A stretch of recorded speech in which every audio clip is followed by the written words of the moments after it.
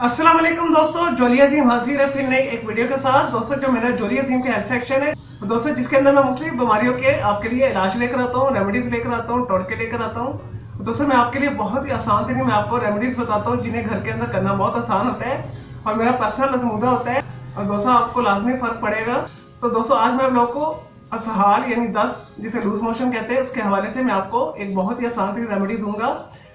तो आजकल गर्मियों की आमद है, उसके साथ ही जब बारिश होती है, बरसात हो जाती है और जब आप फूड खाते हैं तो आपको फूड पॉइजनिंग हो जाती है, आपका पेट खराब हो जाता है, शदीद किस्म का आपको डायरिया हो जाता है, लूज मोशन लग जाते हैं, पानी की तरह आपको पतला पखाना आता है, सहाल हो जाता है। तो दोस्तों इसके लिए तो सबसे पहले आपने अपने हाथों को अच्छे तरीके से धोना है और जो भी चीज आप इस्तेमाल करें उसे अच्छे तरीके के साथ धोकर इस्तेमाल करें।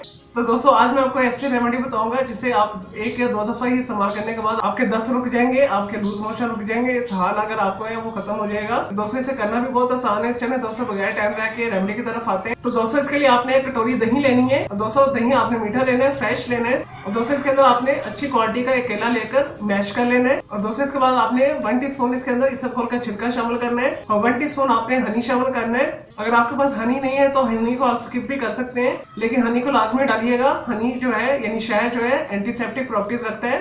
तो दोस्तों इन चारों चीजों को आपने अच्छे तरीके के साथ मिक्स करना है, मैश कर लेना है, केले को, दही को, छिलका को और शहद को। उसके बाद मिक्स करके आपने इसे खा लेना है। अगर छोटे बच्चे हैं 8-9 साल के, 10 साल के, उन्हें आपने खिला देना है। तो दोस्तों तकरीबन एक खुराक के साथ ही आपको फर्क पता लग जाएगा। ये मैक्सिमम आपको 2 या 3 दफा ये इस्तेमाल करने के बाद फर्क पता लग जाएगा। तो दोस्तों जो आपको मोशन लगे वो रुक जाएंगे।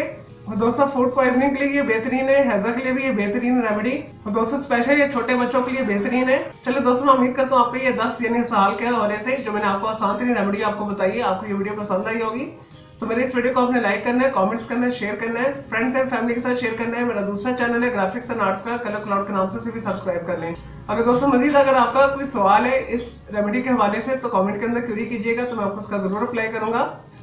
या अगर और किसी बीमारी के बारे में पूछना चाहते हैं, कोई नफसियाती मसला आपको, कोई साइकोलॉजिकल प्रॉब्लम है, तो वह भी आप कमेंट के अंदर लिख लीजिएगा, तो मैं आपके लिए वीडियो बना दूंगा। चलिए दोस्तों मैं आपको मिलूंगा एक नई वीडियो के साथ। मुझे इजाजत दे, टेक केयर।